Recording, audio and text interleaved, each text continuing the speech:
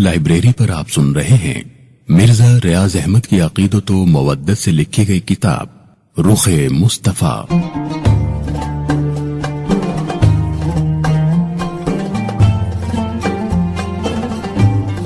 رخ مصطفیٰ part 31۔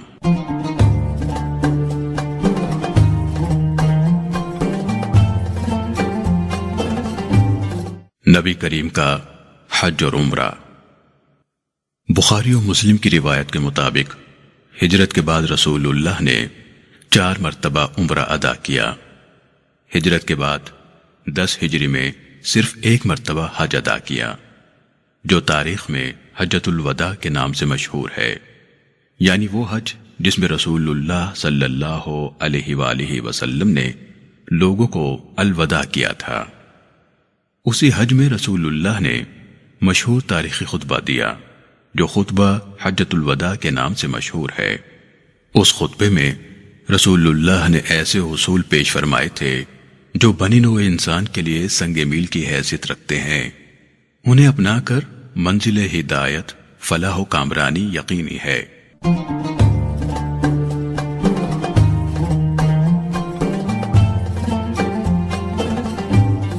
نبی اکرم کے غزوات۔ مشہور قول کے مطابق رسول اللہ صلی اللہ علیہ وآلہ وسلم نے بنفس نفیس 25 غزوات میں شرکت کی، لیکن وہ جنگیں جن میں قتال بھی ہوا ان کی تعداد 9 ہے۔ نمبر 1 غزوہ بدر، نمبر 2 غزوہ احد، نمبر 3 غزوہ خندق، نمبر 4 غزوہ خیبر، نمبر 5 غزوہ بنی مستلق، نمبر 6 غزوہ تبوک، نمبر 7 غزوہ فتح مکہ، نمبر 8 غزوہ حنین، اور نمبر 9 غزوہ طائف۔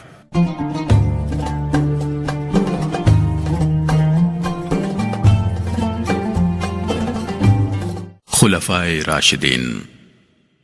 دور خلافت راشدہ 11 تا 40 ہجری بمطابق 632 عیسوی تا 661 عیسوی۔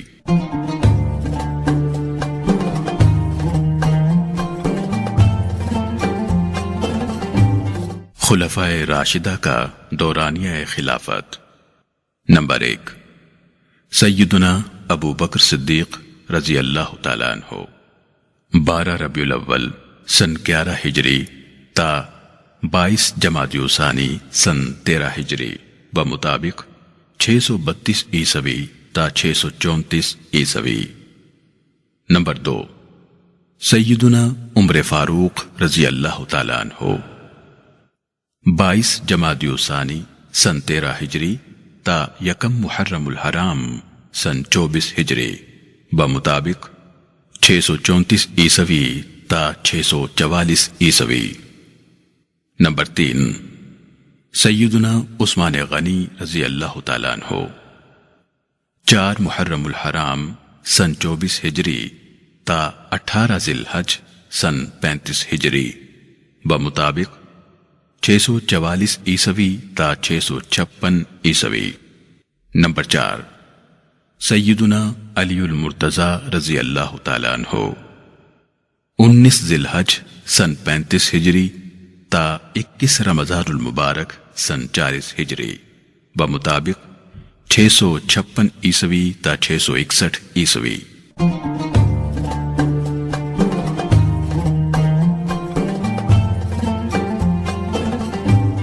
اصحاب عشرہ مبشرہ۔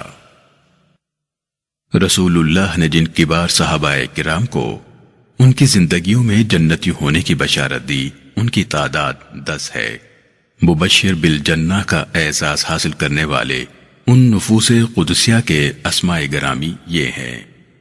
نمبر 1 سیدنا ابو بکر صدیق، نمبر 2 سیدنا عمر فاروق، نمبر 3 سیدنا عثمان غنی، نمبر 4 سیدنا علی المرتضی، نمبر 5 حضرت سعد بن ابی وقاص، نمبر 6 حضرت زبیر بن عوام، نمبر 7 حضرت عبد الرحمن بن عوف، نمبر 8 حضرت طلحہ بن عبید اللہ، نمبر 9 حضرت ابو عبیدہ بن جراح، اور نمبر 10 حضرت سعید بن زید رضی اللہ عنہم اجمعین۔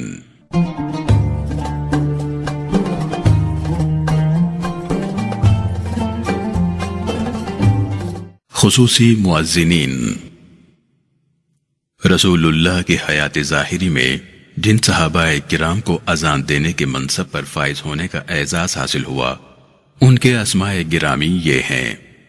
نمبر 1 حضرت بلال بن ریاح، جو بلال حبشی کے نام سے مشہور ہیں، آپ مسجد نبوی کے مؤذن رہے۔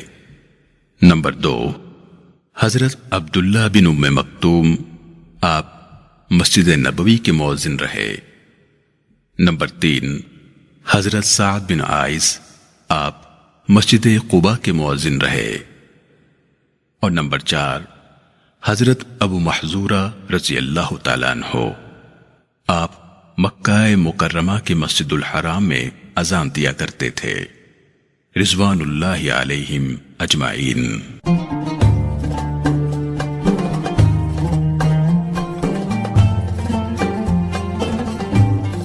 آپ کے خدام۔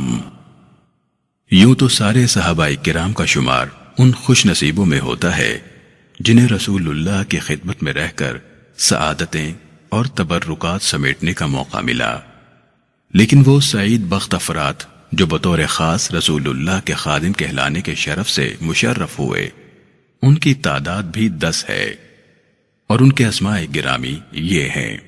نمبر 1 حضرت انس بن مالک، نمبر 2 حضرت سعد بن کعب اسلمی، نمبر 3 حضرت عبداللہ بن مسعود، نمبر 4 حضرت عقبہ بن عامر جہنی، نمبر 5 حضرت بلال حبشی، نمبر 6 حضرت سعد، نمبر 7 حضرت ذو مخبر، نمبر 8 حضرت زید بن حارثہ، نمبر 9 حضرت اسلع بن شریک بن عوف تمیمی، اور نمبر 10 حضرت معیقب بن ابی فاطمہ، رضوان اللہ علیہم اجمعین۔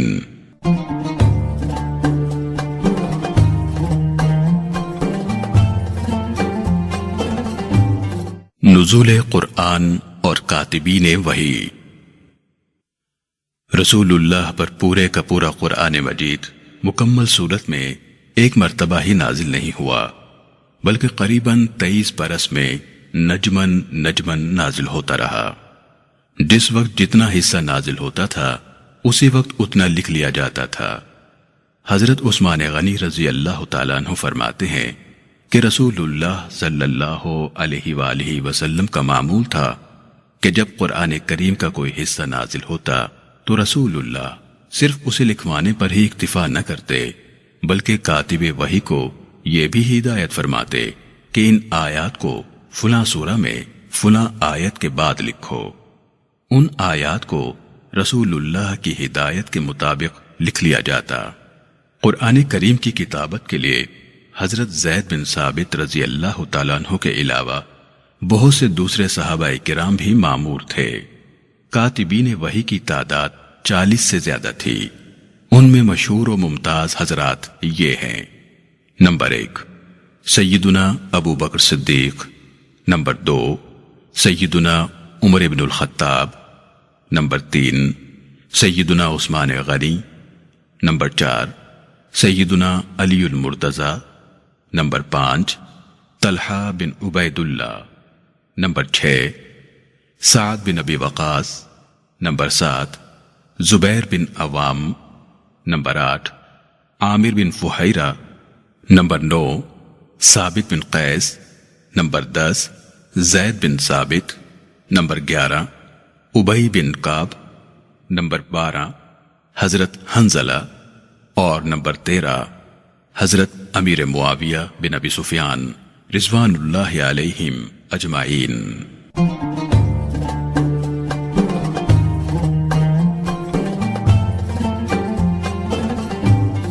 سید عالم کے فضائل و مناقب۔ السلام علیکم، آپ سن رہے ہیں سیرت لائبریری.com۔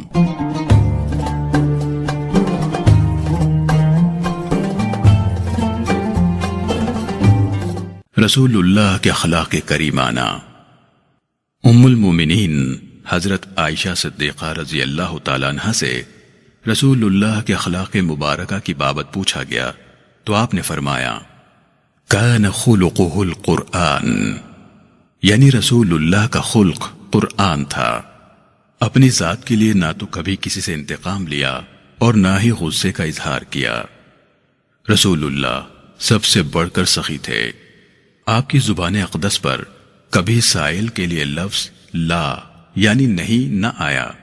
کبھی ایسا نہیں ہوا کہ درہم و دینار آپ کے پاس غریبوں میں تقسیم ہونے سے بچ رہے ہوں۔ اگر کبھی کچھ بچ جاتا تو رسول اللہ اس وقت تک گھر تشریف نہ لے جاتے جب تک وہ بچا ہوا مال کسی محتاج کو نہ دے دیا جاتا۔ اس قدر جود و سخا اور ایثار کے باوجود اپنی زندگی ہمیشہ زاہدانہ گزاری۔ اکثر اوقات گھر میں چولہا نہ جلتا۔ رسول اللہ غایت درجہ راست کو، سب سے بڑھ کر مہربان اور حسن وفا و عہد میں سب سے برتر، حلیم، حیا اور حسن معاشرت میں سب سے اعلیٰ ہیں۔ نگاہ اقدس ہمیشہ نیچی رکھتے۔ حضرت ابو سعید خدری رضی اللہ تعالیٰ عنہ بیان کرتے ہیں کہ رسول اللہ پردہ نشی کنواری لڑکی سے بھی زیادہ حیا والے تھے۔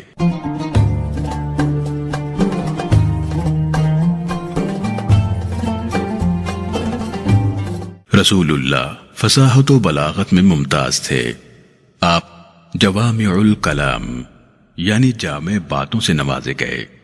آپ کو تمام زبانوں کا علم عطا کیا گیا۔ رسول اللہ ہر قبیلے سے انہی کی زبان اور لہجے میں گفتگو فرماتے۔ آپ میں بدویوں کا زور بیاں، قوت تخاطب اور شہریوں جیسی شائستگی جمع تھی۔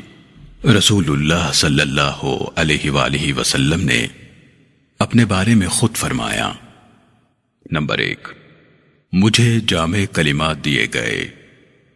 نمبر 2، رعب سے میری مدد کی گئی۔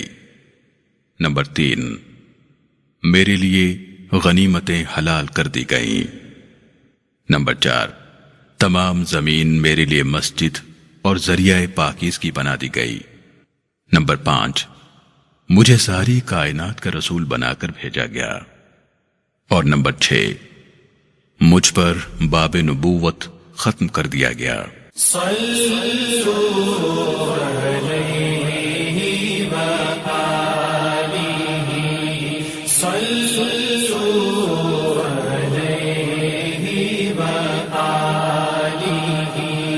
امام احمد، امام ابن ابی شیبہ اور امام بیہقی رحمہم اللہ نے حضرت علی کرم اللہ وجہہ سے روایت کی ہے کہ اس میں مزید لکھا ہے کہ مجھے تمام زمین کی چابیاں عطا کی گئیں، میرا نام احمد رکھا گیا اور میری امت سب امتوں سے بہتر ہے۔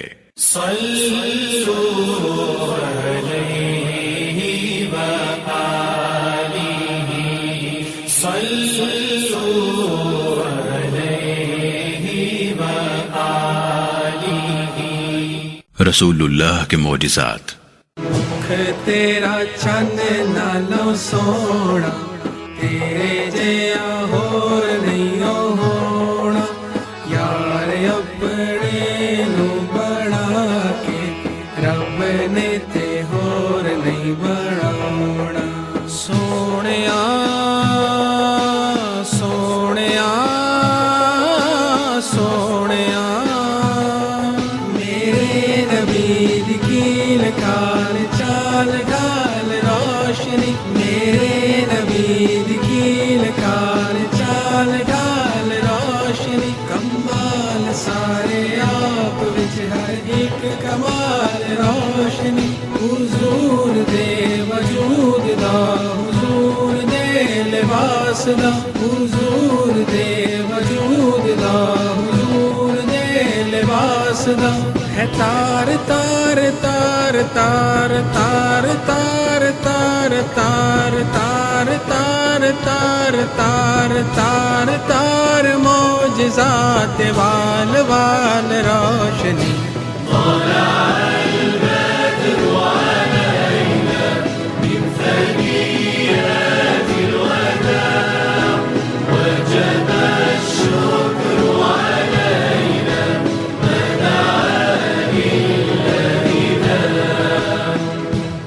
اللہ تعالیٰ نے مخلوق خدا کی ہدایت اور رہنمائی کے لیے کم و بیش 1,24,000 انبیاء علیہم السلام کو مبعوث فرمایا۔ ان کی نبوت اور رسالت کے ثبوت کے لیے ان کو معجزات عطا فرمائے۔ کوئی نبی یا رسول ایسا نہیں ہے جسے کوئی نہ کوئی معجزہ عطا نہ کیا گیا ہو۔ رسول اللہ سے پہلے جتنے بھی انبیاء اور مرسلین دنیا میں مبعوث ہوئے، ان کے معجزات کا وجود ان کی حیات دنیاوی تک رہا۔ انبیاء سابقین کی بعثت ایک مخصوص قوم یا قبیلے کی اصلاح کے لیے محدود وقت تک کے لیے ہوا کرتی تھی، اس لیے انہیں جو معجزات دیے گئے وہ وقتی تھے۔ اللہ تعالیٰ نے خاتم الانبیاء محمد مصطفیٰ احمد مجتبیٰ صلی اللہ علیہ وآلہ وسلم کو کسی ایک قوم یا قبیلے کی رہنمائی کے لیے یا محدود وقت کے لیے مبعوث نہیں فرمایا۔ رسول اللہ کو کائنات کی تمام مخلوقات، خواہ وہ کرۂ ارض کے کسی بھی گوشے میں آباد ہوں، ان کے لیے تا قیام قیامت ہادی اور رہنما بنا کر بھیجا۔ رسول اللہ کے معجزات کا احاطہ اور شمار ممکن ہی نہیں۔ اگر صرف انہی معجزات پر اکتفا کیا جائے جو احادیث کی کتب میں بیان ہوئے ہیں، تو امام بیہقی کے قول کے مطابق ان معجزات کی تعداد 3,000 ہے، جن میں سے 1,000 معجزات امام سیوطی نے خصائص کبریٰ میں نقل کیے ہیں۔ امام سیوطی رحمت اللہ علیہ کے قلم سے سید عالم کے خصائص میں ہے کہ رسول اللہ تمام انبیاء کے معجزات و کمالات کے جامع ہیں، جبکہ رسول اللہ کے علاوہ کسی اور نبی میں یہ خصوصیت نہیں تھی۔ مولانا اشرف علی تھانوی رحمت اللہ علیہ نشر التیم میں لکھتے ہیں، اگر نظر صحیح سے کام لیا جائے تو رسول اللہ کے معجزات ضبط و احیاء سے متجاوز ہیں۔ آپ کا ہر قول، ہر فعل خارق عادت ہے، چونکہ اس کا ادراک عوام کا حصہ نہیں ہے، اس لیے اس سے قطع نظر کر کے اگر انہی خارق پر اکتفا کیا جائے جو نظر ظاہر و عامی میں خارق ہیں تو وہ بھی 10,000 سے کم نہیں۔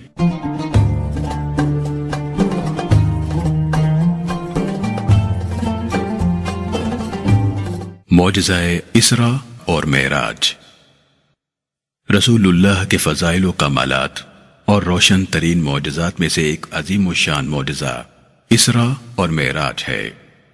اس عظیم النظیر اور محیر العقول معجزے سے اللہ تعالیٰ نے اپنے حبیب مقرب کو وہ افضلیت، خصوصیت اور قربت عطا فرمائی جس سے کسی دوسرے نبی اور رسول کو مشرف و مکرم نہیں کیا۔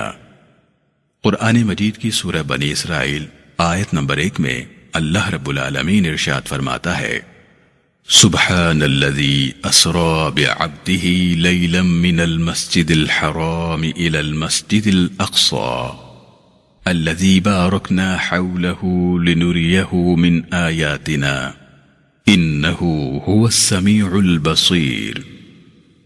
ہر عیب سے پاک ہے وہ ذات جس نے سیر کرائی اپنے بندہ خاص کو رات کے قلیل حصے میں مسجد حرام سے مسجد اقصی تک۔ بابرکت بنا دیا ہے ہم نے جس کے گرد و نواح کو، تاکہ ہم دکھائیں اپنے بندے کو اپنی قدرت کی نشانیاں۔ بے شک وہی ہے سب کچھ سننے والا، سب کچھ دیکھنے والا۔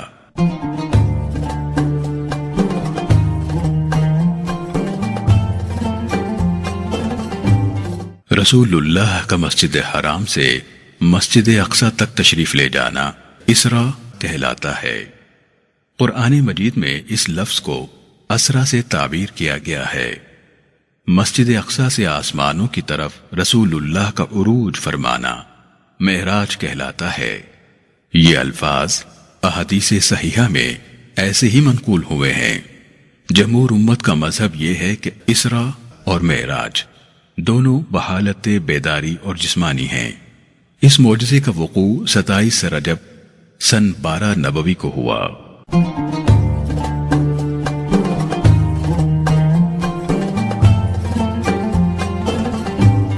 آپ سن رہے ہیں سیرت لائبریری.com پر رخ مصطفیٰ۔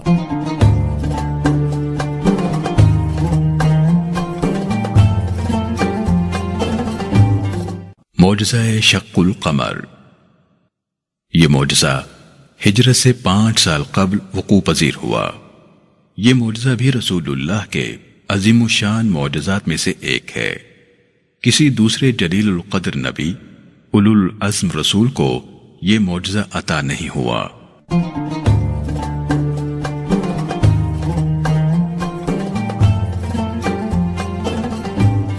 غروب کے بعد طلوع آفتاب کا معجزہ یعنی رد الشمس۔ رسول اللہ صلی اللہ علیہ وآلہ وسلم کے معجزات میں غروب آفتاب کے بعد اس کا پھر واپس پلٹ آنا ایک عظیم معجزہ ہے جو نبوت کی آیات بینات میں سے ہے۔ حضرت اسماء بنت امیس جو جعفر بن ابی طالب کی رفیق حیات تھیں روایت کرتی ہیں کہ رسول اللہ حضرت علی کرم اللہ وجہہ کی گود میں سر اقدس رکھ کر استراحت فرما رہے تھے۔ رسول اللہ نماز عصر ادا کر چکے تھے۔ سیدنا علی نے ابھی عصر کی نماز نہیں پڑھی تھی یہاں تک کہ سورج غروب ہو گیا۔ رسول اللہ بیدار ہوئے تو جناب علی سے دریافت کیا، علی تم نے عصر کی نماز پڑھی؟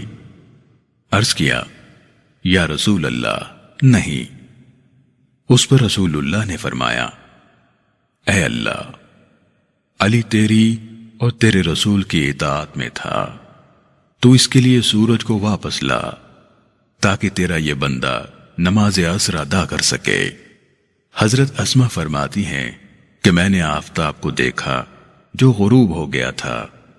غروب ہونے کے بعد پھر واپس لوٹا اور اس کی شعاعیں پہاڑوں اور زمین پر پڑیں۔ حضرت علی اٹھے، وضو کیا اور عصر کی نماز ادا کی۔ پھر سورج غروب ہوا۔ یہ واقعہ اس وقت روح پذیر ہوا جب رسول اللہ خیبر فتح کرنے کے بعد صحابہ کے مقام پر تشریف فرما تھے۔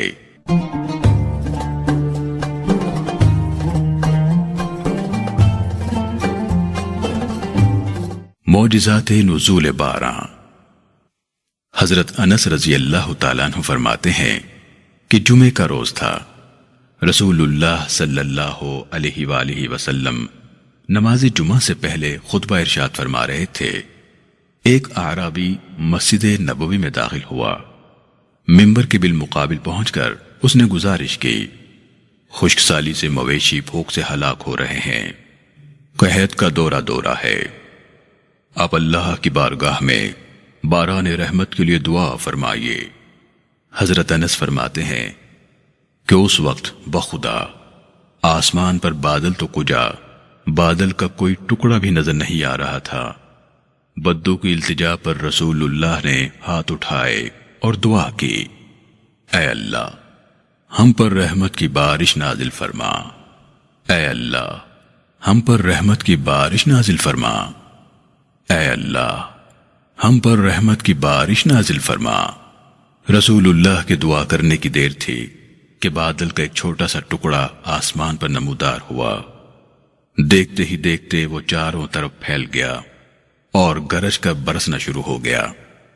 رسول اللہ ابھی منبر شریف سے نیچے اترے بھی نہ تھے کہ بارش کے قطرے آپ کی ریش مبارک پر آ کر ٹپکنے لگے۔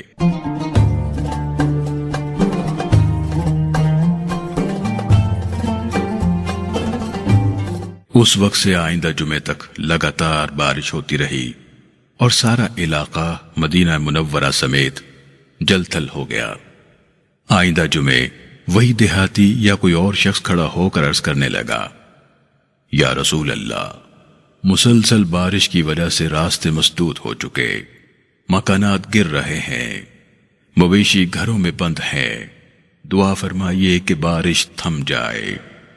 اس سائل کی عرض سن کر رسول اللہ مسکرا دیے اور بارگاہ الہی میں عرض کی، اے اللہ ہم پر بارش نہ برسا بلکہ ٹیلوں پر چھوٹی پہاڑیوں پر، وادیوں پر اور جہاں درخت اگتے ہیں ان پر بارش برسا۔ یا الہی، یہ بارش مدینہ منورہ کے آس پاس برسا، ہم پر نہ برسا۔ اور ساتھ ہی انگشت شہادت سے آسمان کی طرف اشارہ فرماتے رہے۔ جس طرف رسول اللہ کی انگلی کا اشارہ ہوتا بادل پھٹ جاتا، چند لمحوں میں مطلع صاف ہو گیا۔ السلام علیکم، آپ سن رہے ہیں سیرت لائبریری.com۔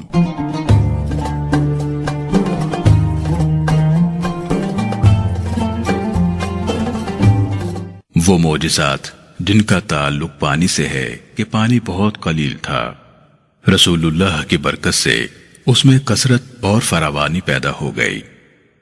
اس کی تعداد بھی کثیر ہے۔ انگشتہائے دست اقدس سے پانی کا جاری ہونا رسول اللہ کے خصوصی معجزات میں سے ایک ہے۔ اس ضمن میں علامہ قرطبی فرماتے ہیں کہ انگلیوں سے پانی صرف ایک مرتبہ جاری نہیں ہوا، بلکہ بہت سے مقامات پر یہ معجزہ لوگوں نے دیکھا۔ ایسی روایات کثیر سندوں سے موجود ہیں جس کا انکار کرنا ممکن نہیں۔ یہ رسول اللہ کے عظیم معجزات میں سے ہے جو کسی دوسرے نبی کو عطا نہیں ہوئے۔ قرآن پاک میں حضرت موسیٰ علیہ السلام کے عصا کی ضرب سے پتھر سے 12 چشموں کے جاری ہونے کا ذکر فرمایا گیا ہے۔ پتھروں سے پانی کا جاری ہونا ایک فطری بات ہے، جبکہ انگلیوں سے پانی کے چشمے کا جاری ہونا یہ اللہ کے رسول کا عظیم معجزہ ہے۔ حضرت معاذ بن جبل رضی اللہ تعالیٰ عنہ بیان کرتے ہیں کہ غزوہ تبوک کے موقع پر رسول اللہ 30,000 مجاہدین کی معیت میں تبوک پہنچے تو وہاں ایک چشمے سے پانی قطرہ قطرہ ٹپک رہا تھا۔ اس پانی کو جو ٹپک رہا تھا ایک برتن میں جمع کر کے بارگاہ رسالت مآب صلی اللہ علیہ وآلہ وسلم میں پیش کیا گیا۔ رسول اللہ نے اس چشمے پر آ کر اس پانی سے اپنے رخ انور اور مبارک ہاتھوں کو دھویا اور مستعمل پانی اس چشمے میں ڈال دیا۔ اس کی برکت سے وہ چشمہ جس سے قطرہ قطرہ پانی ٹپک رہا تھا فوراً ہی سبک رفتار چشمے کی طرح ابلنے لگا، جس سے ہم سب لوگ سیراب ہو گئے۔ غزوہ تبوک کے سفر میں رسول اللہ نے حضرت ابو قتادہ کے وضو کے برتن سے وضو کیا، اس میں کچھ پانی باقی رہ گیا۔ رحمت عالم صلی اللہ علیہ وآلہ وسلم نے فرمایا، ابو قتادہ، اس برتن کی حفاظت کرنا، اس کی بڑی شان ہوگی۔ کچھ دیر بعد لشکر اسلام کو پیاس کی شدت محسوس ہوئی۔ رسول اللہ نے ابو قتادہ کا وہی برتن منگوایا اور پیالے میں پانی ڈال کر سب کو پلاتے رہے۔ تمام صحابہ کرام نے پانی پیا، لشکر کے تمام جانوروں کو بھی پانی پلایا گیا۔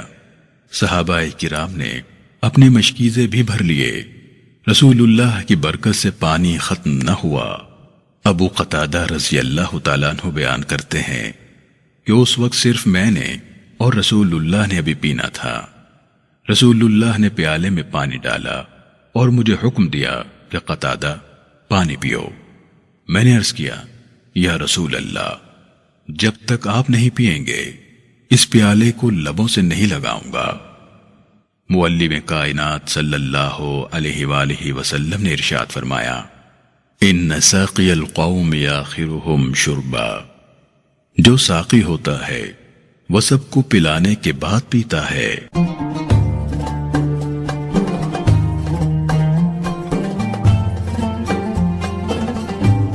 رسول اللہ کے اس ارشاد نے قیامت تک آنے والے امتیوں کو قربانی اور اثار کا ناقابل فراموش درس دیا ہے۔ ابو قتادہ کہتے ہیں کہ میں نے پہلے پیا، آخر میں رسول اللہ نے وہ پیالہ اپنے لبوں سے لگایا اور پانی پیا۔ ابو بکر بزار رحمت اللہ علیہ اپنی سند سے حضرت انس رضی اللہ تعالیٰ عنہ سے روایت کرتے ہیں کہ رسول اللہ نے ہمارے غریب خانے میں قدم رنجا فرمایا۔ ہمارے گھر میں کنواں تھا جس کا پانی ختم ہو جایا کرتا تھا۔ اس کنویں سے پانی نکال کر ہم نے رسول اللہ کی خدمت میں پیش کیا۔ رسول اللہ کی برکت سے پھر اس کنویں کا پانی کبھی ختم نہ ہوا۔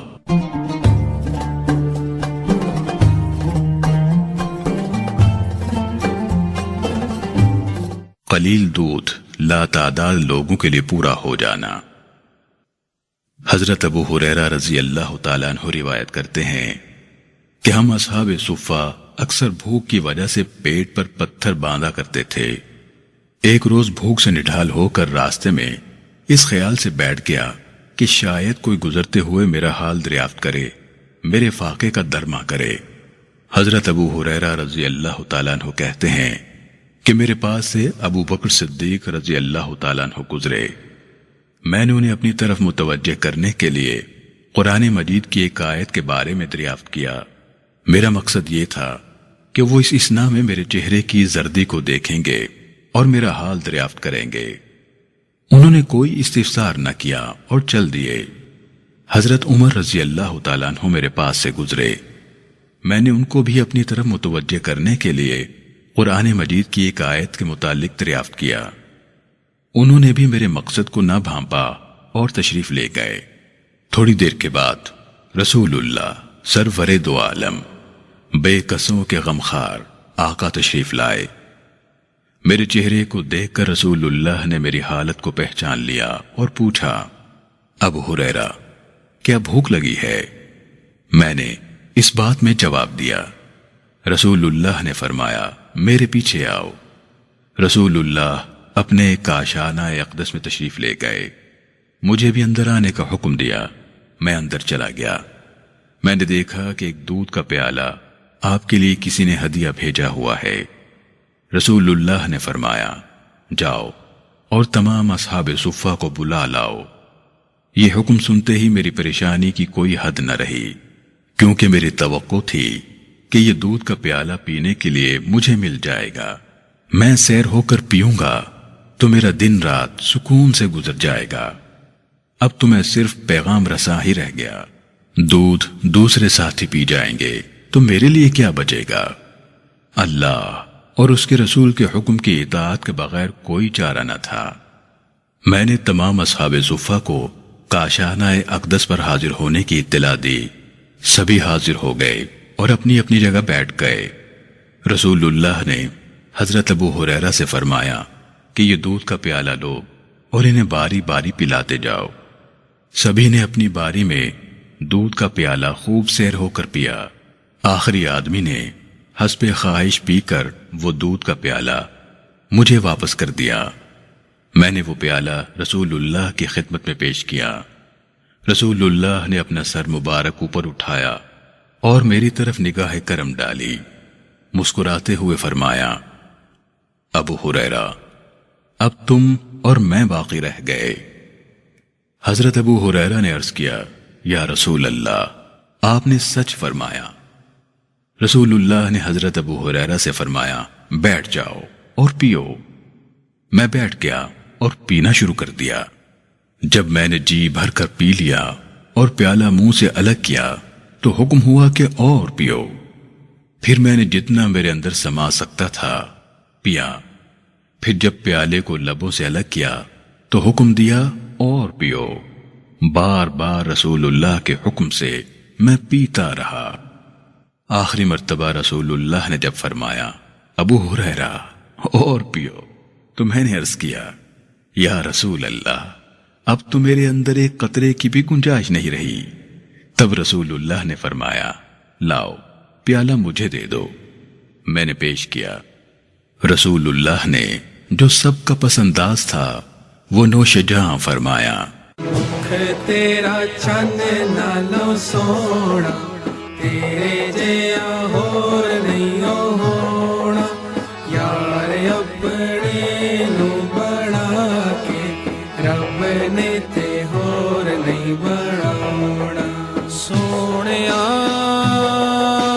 سونیا سونیا میرے نبی دی کیل کال چال ڈال روشنی، میرے نبی دی کیل کال چال ڈال روشنی، کمال سارے آپ وچ ہر ایک کمال روشنی، حضور دے وجود دا، حضور دے لباس دا، حضور دے وجود دا، حضور دے لباس واسدہ ہے تار تار تار تار تار تار تار تار تار تار تار تار تار تار معجزات وال وال روشنی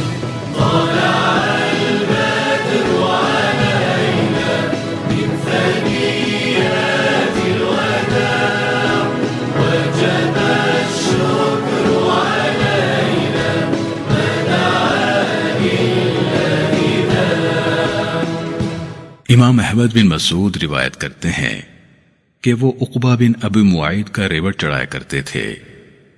ایک روز رسول اللہ اور صدیق اکبر ان کے پاس سے گزرے۔ رسول اللہ نے ان سے پوچھا کہ جوان، کچھ دودھ ہے؟ میں نے بتایا کہ دودھ تو ہے مگر میں مالک کی مرضی کے بغیر نہیں دے سکتا۔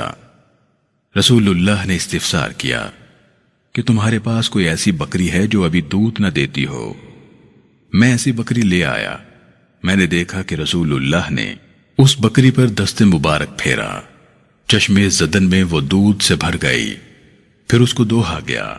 رسول اللہ نے خود پیا، صدیق اکبر کو پلایا۔ ام معبد کی لاغر بکری سے دودھ دوہنا اور گھر کے تمام برتنوں کا دودھ سے بھر جانے کا واقعہ بھی معروف ہے۔ حضرت انس رضی اللہ تعالیٰ عنہ اپنی والدہ سے روایت کرتے ہیں کہ انہوں نے ایک بکری پالی ہوئی تھی اور اس کا جو گھی ہوتا وہ ایک برتن میں جمع کرتی رہتی۔ جب وہ گھی سے بھر گیا تو اسے رسول اللہ کی خدمت میں ربیہ کے ہاتھ بطور ہدیہ بھجوا دیا تاکہ رسول اللہ سالن میں استعمال کر لیا کریں۔ رسول اللہ نے وہ برتن لے کر اپنے اہل خانہ سے کہا کہ اس کو خالی کر کے واپس دے دیں۔ وہ خالی برتن واپس بھیج دیا۔ اس وقت ام سلیم گھر پر نہیں تھیں۔ ربیہ نے برتن کو ایک کیل کے ساتھ لٹکا دیا۔ جب ام سلیم واپس گھر آئی تو انہوں نے دیکھا کہ وہ برتن بھرا ہوا ہے اور گھی نیچے ٹپک رہا ہے۔ ام سلیم ربیہ کے ساتھ رسول اللہ کی خدمت میں حاضر ہوئی اور عرض کیا، یا رسول اللہ، میں نے تو گھی کا برتن آپ کی طرف بھیجا تھا تاکہ آپ سالن میں استعمال کر لیں۔ رسول اللہ نے فرمایا، وہ برتن ربیہ نے مجھے پہنچا دیا ہے۔ ام سلیم نے عرض کیا، یا رسول اللہ، اس ذات کی قسم جس نے آپ کو حق کے ساتھ مبعوث فرمایا، وہ برتن تو گھی سے بھرا ہوا ہے اور اس سے گھی کے قطرے نیچے ٹپک رہے ہیں۔ رسول اللہ نے ارشاد فرمایا، ام سلیم، جس طرح تم نے اللہ کے نبی کے لیے سالن کا انتظام کیا تھا، اسی طرح اللہ تعالیٰ نے تمہارے لیے اس کے بدلے میں اپنی جناب سے سالن کا انتظام فرما دیا ہے، تم اسے کھاؤ۔ تیرا چن نالو سونا، تیرے جیا ہور نہیں ہونا، یار اپنے نو بنا کے رب نے تے ہور نہیں بناونا۔ سونیا سونیا سونیا، میرے نبی دی کیل کال چال ڈال روشنی، میرے نبی دی کیل کال چال ڈال روشنی، کمال سارے آپ وچ ہر ایک کمال روشنی، حضور دے وجود دا، حضور دے لباس دا، حضور دے وجود دا، حضور دے لباس دا، ہے تار تار تار تار تار تار تار تار تار تار تار تار تار تار معجزات وال وال روشنی، مولا